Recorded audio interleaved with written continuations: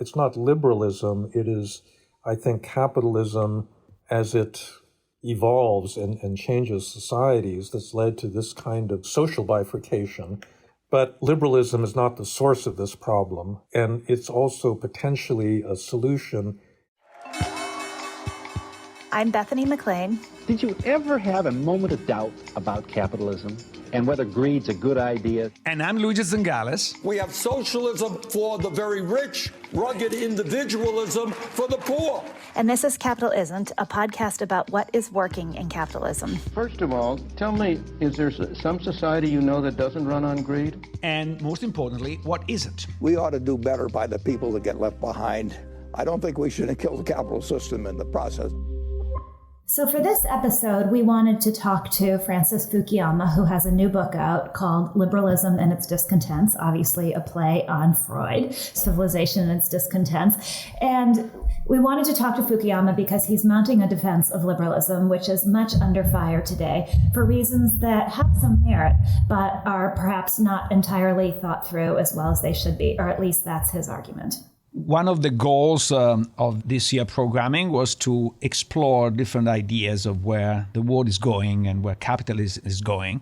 We have heard from people from the left, like Varoufakis, or from people on the new right, like Oren Cass. And we will hear from more of them. But we thought that it was good to take a break and look a little bit in the middle. So this week's episode, we talked to a great defender of the center of liberalism.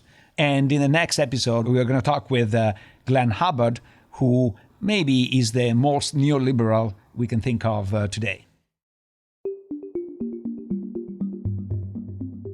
It seems to me that part of the problem with liberalism is that many people don't know what that word means, and it has blurred into other words, whether classic liberalism, what liberalism means to most people in America today, neoliberalism, and libertarianism. And so I thought it might be helpful to set the stage with what those words actually mean and how it is that they came to be so blurred together. No, that's an important set of definitions. I'll begin a little bit negatively by saying what liberalism is not in my sense of the word. It is not the liberalism that's used in American politics that designates left-of-center progressive politics. It's not the European version, which usually designates a center-right, pro-free market type of party. And it's certainly not libertarianism, which is basically driven by animus against the state or seeks to minimize state intervention. I actually go back to the origins of liberalism in the middle of the 17th century when Europe was coming off of 150 years of religious warfare. And early liberals like Hobbes or Pufendorf or Locke basically argued that society should not build themselves around a vision of the good life as defined by a religion because people simply couldn't agree on what the good life was, and therefore they should lower the sights of politics to agree to disagree, that they would tolerate a variety of religious views in the name of peace and security based on a view that all human beings as individuals were morally equal and that the society should not make hierarchical distinctions between different classes of human beings. A liberal society protects the autonomy of individuals by placing legal constraints on government power, government's power to do things to individuals that impede their right to speak, to believe, to associate, and other things that are contained in the American Bill of Rights. And finally, I would say that classical liberalism was associated with the scientific method, a certain mode of cognition that assumed that there is an objective world outside of our subjective consciousnesses, that we could apprehend that world through an experimental method, and we could go on to manipulate it. So that's my understanding of liberalism. But one of the points you raise, which I think is very valid, is economics tend to ignore the social dimension of the human beings and human choices. That because the behavioral economics brought psychology into economics, but there's not been enough importation of sociology and issues like human dignity and the importance of feeling recognized and not mistreated. And it seems that liberalism in general has not dealt very well because you recognize that, for example, the notion of a country or state is something that liberalism is not very good at defining. Think about how Spain behaved with Catalonia. We have seen a very democratic society beating elderly people who are trying to go to the electoral booths in name of what? In name of a greater Spain? I think that this is really a fundamental issue that we are still living. The national question is probably one of the biggest gaps in liberalism, because liberalism, right from the beginning, was based on a certain human universalism, that all humans are created equal, as the Declaration of Independence asserts. And that's true regardless of what country they live in. So the question then is, how do liberals justify cutting the world up into nations and having rules that apply only to limited territorial jurisdictions? And why do they have the right to distinguish between citizens and non-citizens, people that are inside and outside the boundary? And as you suggest with Catalonia, how do you draw borders? What justifies a border that includes Catalonia as part of a larger entity? However, I do believe that the idea of a nation is compatible with liberal theory. And in fact, the idea of a nation is necessary to liberal theory. Liberals believe that rights are universal, but rights don't have any meaning unless they can be enforced. And they have to be enforced by a state, legitimately enforced by a state. And states' enforcement capability is necessarily limited. It's territorially limited. And in fact, we would live in a pretty chaotic world if any given state felt it had the right to enforce liberal rights anywhere else in the world beyond its borders. But I think the more important thing gets to this, sense of dignity and these non-material motives that people have. They have emotional bonds to community because of this social side of human beings. They want to be connected. They like following norms that are set by the people around them. They get very uncomfortable if they don't conform. And in general, the larger the group, the more attenuated the bonds. I would say that in the modern world, the largest unit that people can feel this direct emotional attachment to is, these things we call nations. And therefore, if you want to have social solidarity, and that means, making distinctions between citizens and non-citizens and applying your rules, within certain limits. Now, I guess the last thing to say is that nation, if it's going to be made consistent with liberalism, has to be itself liberal. That is to say, what binds the people together have to be liberal principles and not a principle of ethnicity, race, religion, or some other fixed characteristic that will not include all of the people that are part of the social contract, living in that territory.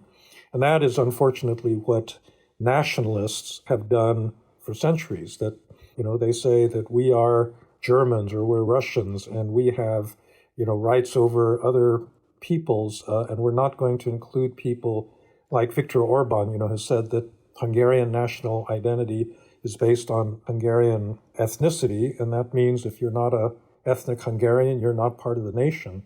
And that's a wrong form of nationalism that I think leads to violence and aggression.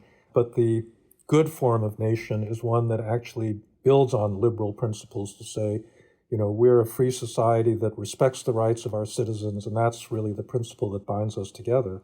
I think this notion that liberalism needs to be paired with another functioning institution is really interesting, and maybe that's part of the answer to this question. But I was struck by two observations in your book. One, you write early on that liberalism's pairing with democracy tempered some of the inequalities created by market competition. And you also note later on that this charge that liberalism inevitably leads to neoliberalism and an exploitative form of capitalism ignores the history of the late 19th and 20th century.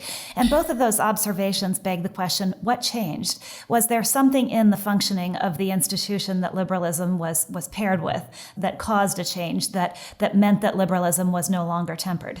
Sure. So this gets into a lot of historical sociology, but what happened with the rise of industrial capitalism is that it creates big inequalities. So the early industrial revolution that Karl Marx observed left destitute a large working class, accumulated capital in the hands of a narrow class of capitalists. But that was not a sustainable situation because the people that didn't own property and didn't own capital didn't have rights, they couldn't vote, they didn't get social services, they were very marginal within their societies, but also necessary. And so there's a long struggle for social mobilization, the creation of trade unions, and then the building of social democratic political parties on top of those trade unions, like the British Labour Party or the German Social Democrats. And then using the political system, they start agitating for social protections, for regulation, for redistribution, the beginnings of a welfare state. And so the social structures that tried to equalize people were not part of liberalism. You can have liberal societies without that, but I think that the growth that's engendered by a liberal state tends to produce these social changes that then create a demand for these further social protections. And, that's the sense in which liberalism inevitably hops into bed with democracy, and the two become mutually supportive because the liberalism protects the democracy and the democracy makes the liberalism livable and by equalizing outcomes to some extent. Can I restate slightly what you said and tell me if I'm unfair? But the way in which liberalism was tempered was mostly through two wars and the threat of communism, because this played a gigantic role in creating redistribution. We know that massive redistribution takes place only through war, famine, or revolutions. And certainly World War II provided an enormous mechanism of redistribution. And also the Cold War was really instrumental in tempering a lot of the liberalism. And you have celebrated the end of history with the fall of the Berlin Wall, but it was also the end of temporal liberalism, because as a result of the lack of an enemy, there was, I think, unbridled capitalism. Well, you're right. A lot of social change does not come incrementally, and it doesn't come necessarily through liberal methods. And you're right about the role of violence in promoting social change. I mean, you could have added to that, the First World War that really created the demand for a welfare state. That's when Britain in the 1920s, there was such a feeling of guilt for having sent all these working class citizens off to the trenches in France that, the elites in Britain were persuaded to create the foundations of a welfare state to try to take care of them. And so just like the nation is not a liberal creation, I think liberalism by itself does not produce these kinds of institutions. You do need these external shocks and, pressures in order to get to the sort of, system that then makes liberalism sustainable because it kind of protects liberalism from its own worst tendencies. One of the problems we're suffering from right now is that since 1945, we've had, 70 years of relative peace and prosperity in Europe and North America. And people just get used to that. They take those liberal institutions for granted. And as a result, they don't think they've got to sacrifice particularly or struggle to maintain it. And that itself then destabilizes liberalism because you have people like Vladimir Putin that, want to take advantage of that passivity and go ahead and do that. I want to ask a slightly different version of Luigi's question, which is not, is liberalism dependent on a competition to liberalism, but how dependent do you think it is on growth and prosperity, in the sense that liberalism thrived during an area of growth when people felt there was plenty for everyone? If we're heading into a world, or the world today is one of slower growth where there isn't enough for everyone, can liberalism still thrive, or does it require a fundamental redefinition? It probably does depend on growth. Liberalism, of course, in a capitalist economic system, never produce equal growth. And to the extent that these systems have been politically viable, the growth has to be shared sufficiently such that even though the rates of advance are not the same for all classes of people, enough people in the system are benefiting. And so that was really the situation during les Trente Glorieuses, in France or in Europe, 50s, 60s, 70s, when there was shared prosperity. Working classes were doing well. They were seeing their living standards improve, even though at the top there is unequal distribution. And I think that that's one of the big challenges that we are going to face with the kind of environmental constraints that we're now facing. There's a part of the green movement that actually has been promoting the idea of degrowth, that somehow the only way that we can stop emitting carbon is by actually having negative economic growth, which I think is one of the most lunatic ideas I've ever heard, for the simple reason that you're never going to get buy-in to that kind of a system, where everybody's actually getting poorer. Even if they get poorer on an equal basis, I don't think that people are going to support that kind of a system. So I do think that we are, for better or worse, condemned to grow. I don't know if that's the appropriate phrase, but we just have to hope that the kind of growth that we get in the future is one that doesn't consume such quantities of material resources that we cook ourselves to death or, end up in desperate fights, zero-sum fights over resources.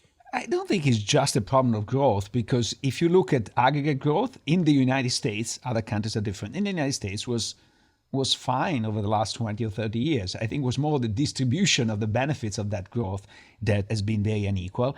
And I fear that the internationalism of liberalism is really colliding with a nation state which is local. And so we have an elite that is now very open to love distant places. We all love the Ukrainian, but are far away. And I remember that when my kids were small, they were sent to do like a camp in an exotic place to help people in Latin America, when there are a lot of people that need to be helped south of the Midway Plaisance at the University of Chicago. However, we are sort of very liberal and open-minded with distant people, but we don't share with the people next door. That's a problem that the internet has only exacerbated, because you were talking about nation, but the real nation now is the nation online. And they have their code, which is very different than the people who are not online, and they don't talk to each other. And we have a nation on the coast, and in Chicago, we call Chicago the third coast because it's kind of a coast. But besides that, there is the elite, the coastal elite, and then the rest of the country, and they have different norms. They don't talk to each other. They are really living apart. Well, you're absolutely right. I think it's not liberalism. It is, I think, capitalism as it evolves and changes societies that's led to this kind of social bifurcation. But liberalism is not the source of this problem. And it's also potentially a solution to the extent that liberalism is a means of governing over diverse societies. And, it is a new form of diversity that has emerged. A lot of actually people living in Chicago or San Francisco or New York or places like that think that they're tolerant of diversity, but they're actually not tolerant of the kind of diversity that you just described. They're not so tolerant of people living in small towns with religious views and so forth. And I think they would do well to learn a basic liberal lesson about the need for tolerance of people that have different political ideas, different cultural habits, and the like. Is there any going backwards? Can you take people who have become intolerant in the ways you're describing and somehow recreate tolerance? Well, unfortunately, if you look historically at where tolerance came from, sometimes you have to experience really terrible intolerance before you kind of realize that this is important.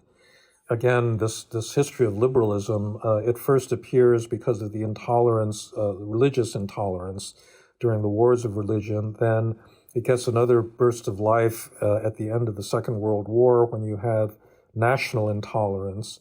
And, at the moment, we seem to be heading back to a period where people are taking liberalism for granted. They're assuming that peace and prosperity will be there always, but then, within their own societies, they're developing new divisions that don't really accept liberal principles. And externally, you have these very unliberal societies, great powers like Russia and China, that are trying to upset the liberal international order. So maybe, we have to go through a period when we experience the lack of liberalism before we develop an appreciation for the benefits. On a note that I thought at first was slightly lighter, except it really isn't, you also highlight this really pernicious marketing of the idea of the inner self as completely sovereign, and this idea that is everywhere in contemporary culture, particularly oriented toward women, that you can find your joy, find your truth, find yourself, self-care. And you note in the book that our inner selves are not sovereign. And I'd actually never thought that there is, until I read that there is this more pernicious aspect to this constant marketing of inner truth and inner self that may be fragmenting us still further. And so I'd love to get your take on that. Sure. I developed this theme at greater length in my previous book on identity, where I traced the whole intellectual history of this idea of the inner self, which I actually date back to Martin Luther, because Luther said that it's not the external observance of the rituals of the Catholic Church that makes you a Christian, it's your internal faith. And so he said there's an inner man and an outer man, and it's only the inner man that God looks at. And, this idea then gets really taken up by Rousseau, Jean-Jacques Rousseau, who has a secular version of it, who says that early primitive man was authentic man, and civilization has layered on all of these norms, laws, rules that restrict that inner person and make that person unhappy, and that the source of happiness is to recover that authentic self that is living inside all of us. And as time goes on, this enters into the popular culture that all of us have these deep inner selves, that we're unhappy because we're not in touch with that authenticity, and therefore we need to rebel against all of the social rules. So this harks back to Freud's Civilization and its Discontents, from which I took my title, this idea that you've got this inner ego that's being suppressed by social rules, and happiness lies in breaking through all of that. And so now that idea has, as you say, been marketed, and every cosmetics company or health food company now wants you to experience the inner you, because, it's authenticity and not obedience to social rules that really makes a person happy. And that's the world, that's part of the world we've inherited. Sorry, I would like to bring you back to economics, and that you live in Palo Alto, which is not only one of the most liberal societies, also one of the most unequal societies, especially if you extend to San Francisco. I'm a bit surprised that, given that you experienced this inequality firsthand, inequality doesn't play a bigger role in causing some of the problems that we observe today in liberalism. Is it because you're not an economist, you don't want to talk inequality, or you don't think it's that problematic, or what is the reason? No, I think it is highly problematic. The origins of populism and the populist attack on liberalism really do lie in this very unequal kind of globalized economy that we've created, where, a corporation will ship jobs off to a distant, developing country to get the slightest competitive advantage over its rivals. And that has led to, a politics of backlash where people resent the elites that make, that kind of decision. So, it's definitely there as part of the explanation for why liberalism is regarded as a failing doctrine. We actually haven't talked very much about the progressive left, but if you look at what their critique of liberalism is, it has everything to do with inequality. That, liberalism is very procedural, it's slow, it's open to lobbyists and to, dissonant voices, and you have to listen to all of them and talk things through, and all of that ends up slowing down the quest for social justice. And indeed, African Americans were theoretically given equal rights after the Civil War, the 13th, 14th, 15th Amendments, and 100 years later, they're still living in segregated cities because, the liberal democratic political system, actually not very democratic really, failed to move forward on these equality issues. I think that is really the fundamental beef that many progressives have with liberalism, and one of the reasons liberalism is in trouble. I have to say that reading your book made me more pessimistic about the future of liberalism. You have a very interesting, brief historical excursus about the evolution of cognitive relativism. I didn't realize that it started with Nietzsche, that says that there are no facts, only interpretation, goes through Foucault, arrives to the left and then is taken by the right. But now we are in a world in which really is very difficult to have a marketplace of ideas because, as you said, a marketplace of ideas needs some form of hierarchy of sources. And without that hierarchy, you are completely covered with, and I don't say the substance because I cannot say on radio, but you understand what it is. Yeah. And I think that this is really a big problem that we're facing because the big successes, in my view, of liberalism has been the Industrial Revolution, the scientific method, and all that it came with it. This is undoubtedly an enormous result. Not to short sell the tolerance and the peace we had, but I think that in terms of the benefits of humankind, probably the scientific revolution has been the greatest thing we achieved. Now we are at the risk of giving that up, and giving that up with also some theories that have some resemblance of truth or some appeal, because at the end of the day, all the philosophy that you describe, they're not stupid. They have a point. They have so there are relations of power, and there are issues that affect our cognitions. But is there a way forward for us? Well, that's a big question. I do not see an obvious way forward. You know, in a way, this underlines quite doubly the importance of these antitrust conferences you've been holding annually at the Stigler Center, because, you know, one of the things that has made free speech very problematic is actually the existence of big internet platforms with a huge capability of amplifying speech and also of silencing it, because you know, if you're not on Twitter, you can't communicate. You know, the self-interest of these platforms has not just led to economic harms, you know, we'll see, consumer welfare and so forth, but it's led to tremendous political harms because what's in their self-interest is not carefully vetted, curated, accurate, reliable news. It's things that are sensational, that get a lot of clicks and attention, which is almost always bad for public discourse in a liberal democracy. And I don't really see a way forward in terms of mitigating that. You make a criticism about the so-called consumer welfare approach to antitrust. Can you explain, first of all, your position, and then maybe I will follow up with some specific questions. So the basic idea is that, you know, there are other economic and social goods other than consumer welfare by which you can judge, you know, the goodness of a particular economic policy. Just to give you a very specific example, in both France and in Japan, you have a culture that's built around, in France, it's built around cafes. In Japan, it's built around small sushi bars and family-owned restaurants.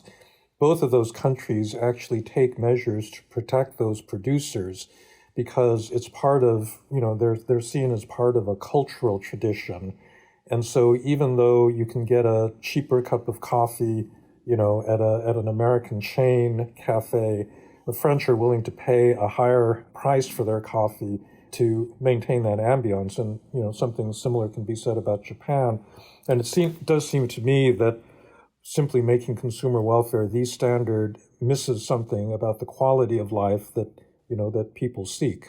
But in order to defend a bit, at least the Chicago school, I don't think that, at least in a broad interpretation, they said that the only economic policy that you have should maximize consumer welfare.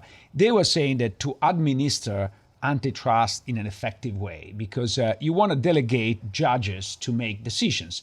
I think that we both fear political decisions made by arbitrary and capricious presidents, no name mentioned. And so I think we want some objective standards. The tricky part is that if you ask judges to trade off the benefit for consumers to have cheaper coffee with the idea of protecting the quintessential taste of downtown Paris, judges don't have any expertise on that. And so one sort of reasonable objection to your statement would say, let's the antitrust do its role and then have the government intervene to protect certain neighborhoods or certain activities when they think this is valuable. And it says not everything can be done through antitrust. And to some extent, the problem that we have seen in the 90s has not been that antitrust was looking at consumer welfare. is that the democratic system was not producing the proper balances. No, that's right. I actually think we don't disagree. And I think in my book, I actually said that the consumer welfare standard was an efficient way of actually adjudicating between producers and consumers because it gives you a single standard. And if you are going to leave this in the hands of judges, you probably need something like that. But I don't think it should be left in the hands of judges. This is actually a political decision as to what kind of goods a society wants to privilege. And it's something that ought to be done through a democratic political process and not delegated to the courts, because you're right, the courts have no particular expertise or legitimacy in, deciding whether a pleasant cafe is worth, a more expensive cup of coffee. This is going to be a couple of comments that I hope lead to a question. If part of the ongoing questioning of rational thought, which you write about in your book, also leads itself to default to supposed sources of authority. But as we question rational thought, maybe it goes hand in glove with that we look to a figure like Musk to come up with the answers for us. And then I particularly liked this observation in your book that you wrote that this questioning of rational thought, when you combine it with modern communications technology, it lands us in a cognitive wasteland. And you quoted the Russian scholar Peter Pomerantsev, nothing is true and where nothing is true and everything is possible. And I thought it's very interesting how these things intersect in particularly possibly dangerous ways. And I don't know if you'd agree with that. Oh, no, absolutely. I think that, the truth of the matter is that we actually do need hierarchy especially in with respect to speech, because it is so easy to get alternative views, which if you're not actually socialized in the tradition of these disciplines, the authority of those sources is simply not going to matter very much to you. And I think we're seeing this now in this complete epistemological wasteland that we've seen over vaccines, over who won the last election, and so forth. And it's very, very troubling. But because I fear that many of these authoritative sources make mistakes, and sometimes these mistakes are even dramatic mistakes or bias, systematically biased. And with the internet, it's much easier to expose these mistakes and then to plant the seed of doubt that this is going to continue forever. In a sense, there is no doubt that Twitter, the New York Times, and all the established sources made a mistake in ignoring, for example, the story of Hunter Biden laptop, that it turns out to be absolutely true. And now, because we can see that they made a mistake, and a predictable mistake, now people think that everything is wrong and they can challenge everything. So we need to find a way to improve the existing institutions rather than sort of discard them. And I fear that we are in a world in which either you take them as gospel or you burn them, but you don't fix them. Well, that's right. I live in an extremely liberal neighborhood in Palo Alto, and so a lot of my neighbors have these lawn signs that say, "I trust science." This came out of the pandemic when Trump was trying to trash the public health authorities and so forth. And, in a way, that's a very naive statement. It kind of assumes that science actually delivers the truth, that a scientist speaks and that's it. Whereas science is, in fact, is an open-ended process. And you could see that going on during the pandemic, where the guidance on how to protect yourself from COVID just shifted from, month to month and year to year. And people take that as, a defect in the science itself, or else evidence of bad intentions, that someone is deliberately changing these instructions because they want to manipulate people, and convincing people that motive, that's simply a byproduct of the way that science is done, is very difficult. They don't want to listen because they actually have motives in believing a more conspiratorial version of why this stuff happened. Jonathan Haidt has this term motivated reasoning, which I must say, watching American politics in the last few years, I've now replaced rational choice with motivated reasoning, because it seems to me that it's a very naive model to think that human beings kind of walk around, they take in empirical information, they make inferences from that information, and that's why they come to believe the things they do. The motivated reasoning model says that they actually start with the conclusions that they would like to believe, and then they use their cognitive ability to gather empirical information that supports that conclusion. And I just see this all around me these days. It's very important to defend the kind of classical liberal understanding of how we arrive at the truth, but it's really been under considerable attack. I really appreciate in the book the analysis of the degeneration of liberalism. But at the end, I was a little bit disappointed that you don't seem to have a silver bullet to restore liberalism. Now, I know this is a tall order, it's very difficult, but what is your best argument for defending, or what can we do to fix liberalism and give this opportunity to everybody? Well, I deliberately wasn't writing a policy book with a laundry list of ways of fixing liberalism. I believe that ultimately politics, policies, and final outcomes are downstream of both ideas and culture. And you're not going to get to good outcomes if you don't fix the upstream, part of that chain. This happened with neoliberalism. I mean, if it weren't for these great economists, Nobel Prize-winning economists writing about market economics, I don't think you would have gotten the deep embedding of these market principles into the law, into public policy, into the way that students think about, how to solve their problems and so forth. So, I guess my strategy is to start in that upstream place with the ideas and begin by simply articulating to a new generation of people that may not have thought about it, what is liberalism, why is it a good thing, why it is much more likely to produce good results than its alternatives, and then lay out an agenda for walking back what I regard as some of the excesses of liberalism. We may be helped by external events, things like Putin's invasion, I think has reminded a lot of Europeans and Americans of one of the alternatives to liberalism and why it's not such a great thing. But, it's probably going to take a lot more than that. I worry, as you pointed out earlier, that the idea that this is fixable is fundamentally in conflict with history and with the history of liberalism, which has arisen out of a desperate need for something else, and that we're not yet at that place of desperation, and that it will take a crisis far bigger than the one we're in for liberal values to reassert themselves. Well, let's hope that that's not true, but, historical experience suggests that it may be. On that optimistic note. Yes, really, you made our day. There is another University of Chicago Podcast Network show to check out. It's called 9 Questions with Eric Oliver. Have you ever wondered who you are, but you don't know how to find that out? Then join Professor Eric Oliver as he asks some of humanity's wisest and most interesting people his 9 most essential questions for knowing yourself. Listen to 9 Questions, part of the University of Chicago Podcast Network.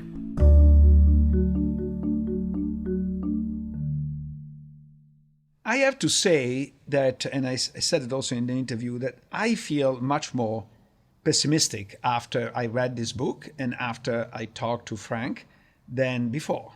How do you feel? I did as well, because something I didn't know or hadn't really thought through, that liberalism emerged out of some pretty horrific moments in history, namely when religious crackdowns were causing people to lose their lives in all sorts of horrible ways. In other words, liberalism is born out of crisis, and he himself is not convinced that it can be redeemed in something other than a crisis. And I think there's nothing optimistic about that. The other thing, and maybe I'm too much of an economist here, but I see his criticism of the neoliberalism, but I don't see a clear alternative to that. Particularly in an era going forward where there may be far less opportunities. In other words, over the decades where liberalism has thrived have also been decades of immense economic progress in the world. And I say if, we are headed into a time where that notion of economic progress and growth is far more fraught. Is that even, can liberalism thrive in those times? I'm actually more optimistic than you are about the future of technology. I don't see that from a technological point of view, we are so limited in our future growth. I'm more concerned about the political and the redistributive aspect of that growth. and how to deal with that. It seems that liberalism is very much a philosophy for the elite that is not being adapted to work for the vast majority of the population. Yeah, I think that's true. And I wondered in reading his book if that was inherent in the birth of liberalism itself. And he points this out, that even though some of the most profound liberal thought in the world has had really grand verbiage behind it, like in the United States, all men are created equal, it's never been implemented that way. Its implementation, its execution, its application to the real world has not been what it espoused, whether it was racism in the United States or the fact that women couldn't vote. All men are created equal. I suppose that you could argue that doesn't include women. But in other words, can it actually be implemented in a way that lives up to its supposed values? Or is that the difficulty of doing that, the contradiction of doing that inherent in it, or an inherent contradiction in it? Yeah, paradoxically, the best example of liberalism in action has been Western Europe after World War II.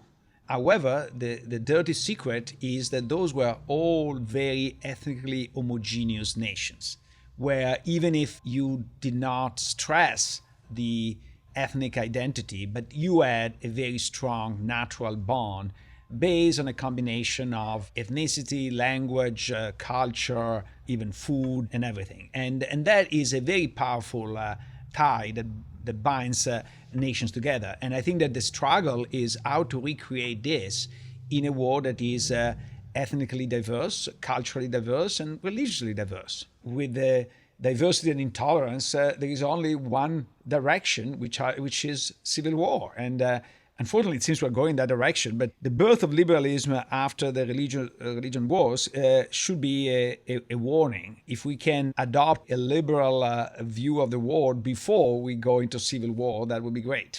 I obviously agree wholeheartedly. Maybe part of the solution is in acknowledging that this is the rebirth of liberalism, and it means implementing it in a way that has never been implemented before. It isn't a continuation of something. It's a perpetration of something. It's a rebirth of something. Liberalism as an ideology, as a philosophy, is untouched by reality. I think is great.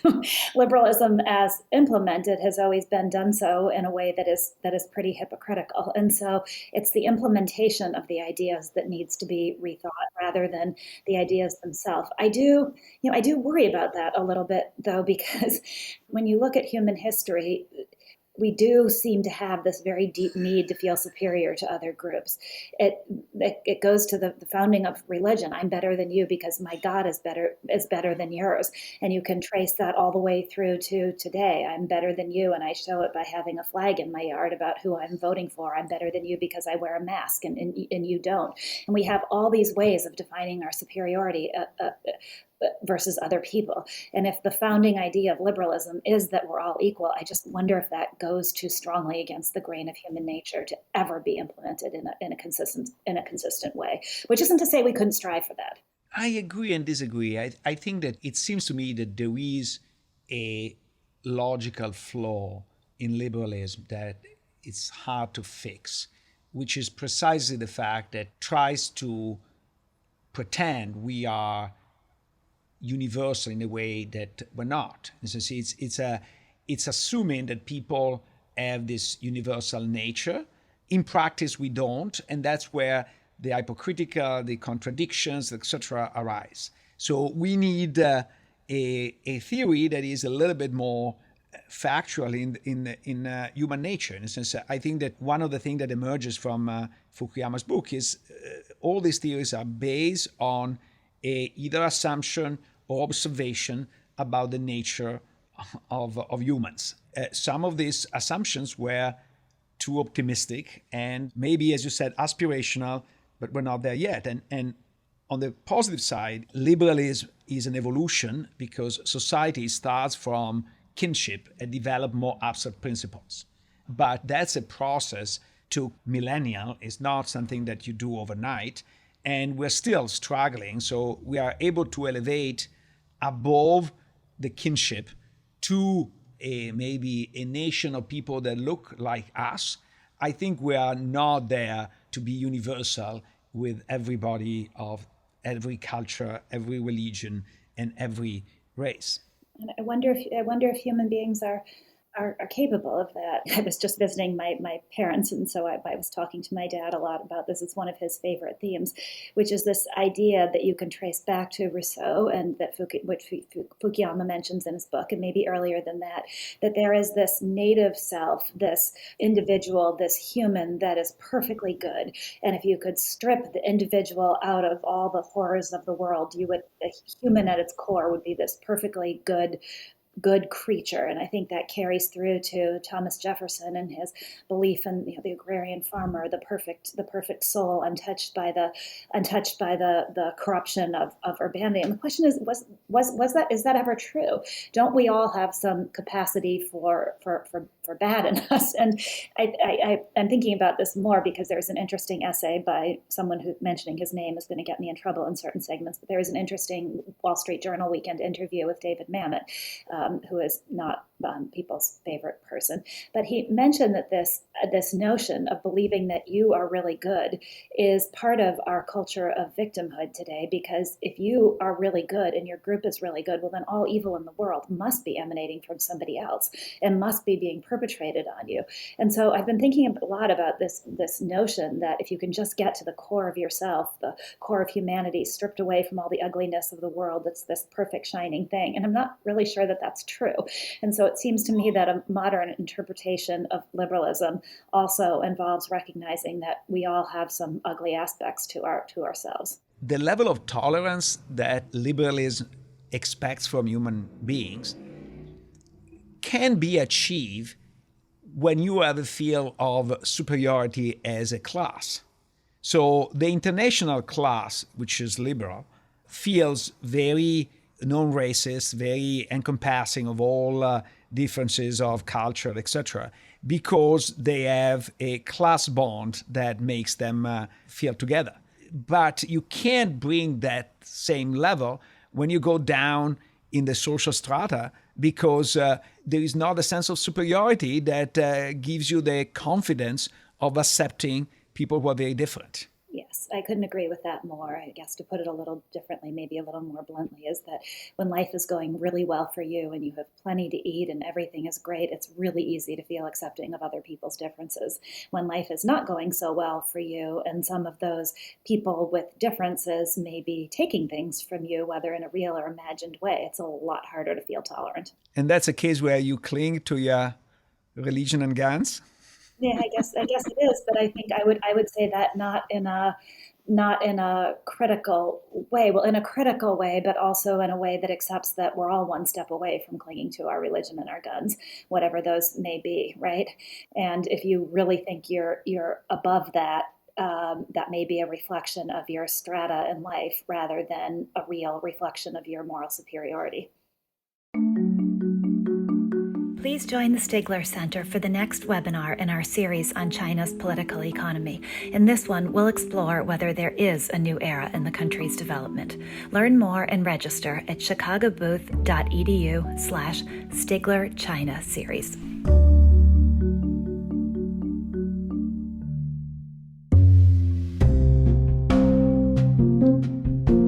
This week's Capital Is, Capital Isn't. Luigi and I wanted to talk about the topic on everyone's minds, well, particularly on the minds of new parents or anyone who has ever been a parent, which is the shortage of baby formula. Panicked families are struggling to find formula to feed their babies. A devastating shortage has left supermarket shelves empty across the country. It's funny, I was thinking about how to frame this as a capital is or capital isn't, and there is obviously nothing is about this. It is a complete and total isn't. But Luigi and I thought would discuss the broader ramifications of what happened, or the broader conversations about our system that perhaps it should spark. Who is to blame? Is it capitalism or is not capitalism?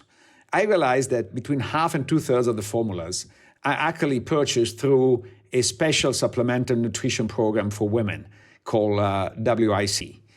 This is actually run by the states, and the states auction off an exclusive contract that saves a lot of money to the state, but also create a system that doesn't respond very well to shortages. So in a market, when something is not available, prices go up, that increase in price tend to generate naturally more supply. This is not possible here for a big chunk of the market because women are forced to use the vouchers only with a predetermined producer, and that predetermined producer cannot increase the price because it's been fixed through a bidding contract with the state. I'm still sort of shocked. The underlying problem is that for capitalism to function, the market and the state need to interact in a way that is productive. And in this case, the market and the state are interacting in a way that's incredibly unproductive because on top of the inability to increase supply, that's had and to respond to market conditions, that's had the effect of creating monopolies in these markets where you have only 4 big baby formula companies dominating the market. So if one of them runs into trouble, you're going to have a problem. And in addition to that, as you know, there are tariffs on import. There are non-trade barriers. Most of the baby formulas cannot be sold in the United States, not because they are unhealthy. In fact, European baby formulas tend to be healthier than the American ones because they use more real milk and they don't use corn syrup, which is not good for you. However, they're not properly labeled, which I guess is important because you need to actually read the formula and know how to manage it. And if this is not enough, under the Trump administration, baby formula from Canada was inserted into the US-Mexican-Canada agreement, which is the new formula for NAFTA, where they set up a tariff quota. That means that once Canada starts to sell above a certain level, there is a tariff that makes it unprofitable to sell. So, and this was, in principle, was targeting a Chinese manufacturer in Canada, but the result is that we stop importing baby formula from Canada. Would you actually argue that this is not the failure of the market and not the failure of of capitalism, but this is purely the failure of the state or mostly the failure of the state? I'm in doubt because I don't know to what extent the consolidation is the result of this particular arrangement, the fact that there are tariffs and the fact that there are this particular contract that favor basically only one producer. So we have reached, I think, an unhealthy level of consolidation, but this consolidation is not necessarily the quote-unquote natural outcome of the market process, has been very tainted. So to what extent, in the absence of this, we will have a more competitive market? That's a counterfactual I'm not able to make it, certainly not make it in my mind, but not even if I study this for a year, I will be able to make it effectively. The other part of the argument that I don't know the answer to, and maybe some of our listeners do, but is, do the baby formula producers like it this way? Do they lobby to keep it this way? Or are they stuck in a business they don't particularly want to be in because they have these contracts with the government? And is that part of what went wrong with this Abbott plant, that it's a business they don't particularly want to be in, don't care about, has low profit margins, but they're kind of forced to be in it because they're one of the few suppliers to the U.S. government? Are they at the mercy of government, or is government at the mercy of them?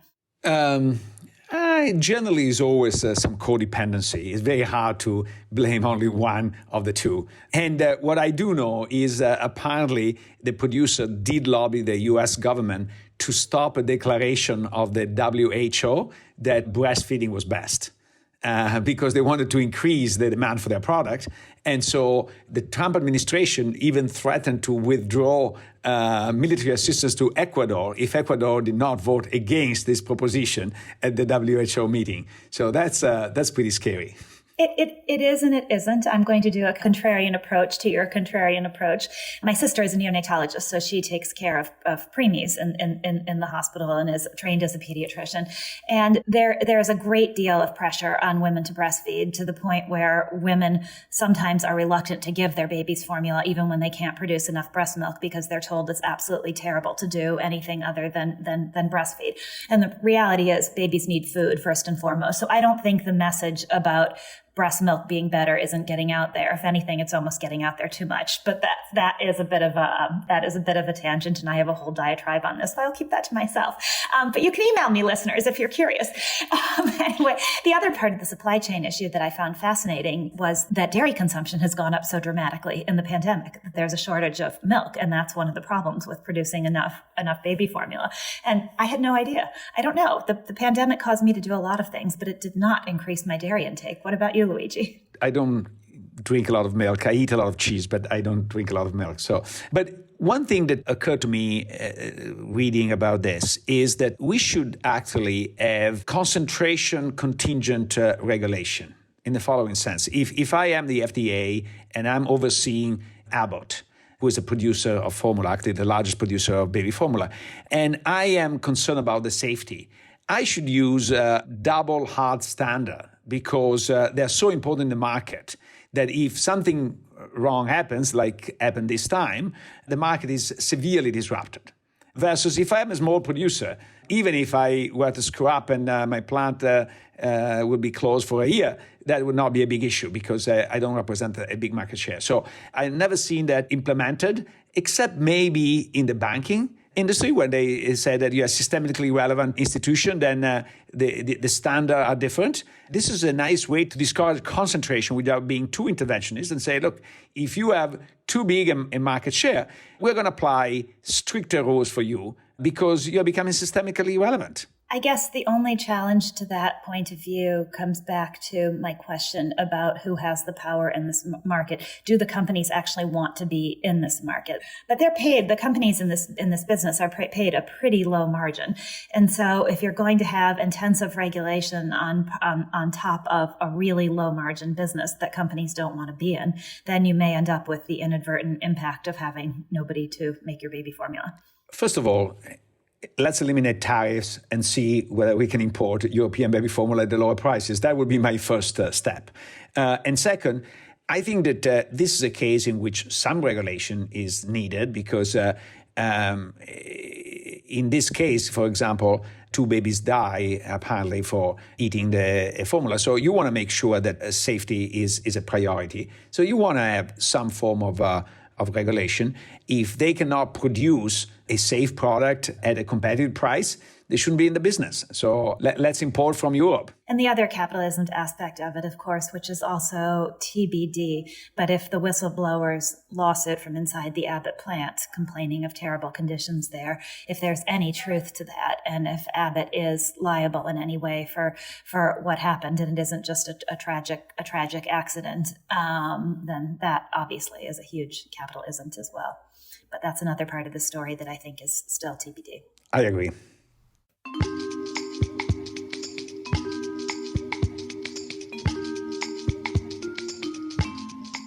Capital Isn't is a podcast from the University of Chicago Stiegler Center in collaboration with the Chicago Booth Review. Also check out promarket.org, a publication of the Stiegler Center. Don't forget to subscribe and leave a review to Capital Isn't wherever you get your podcasts.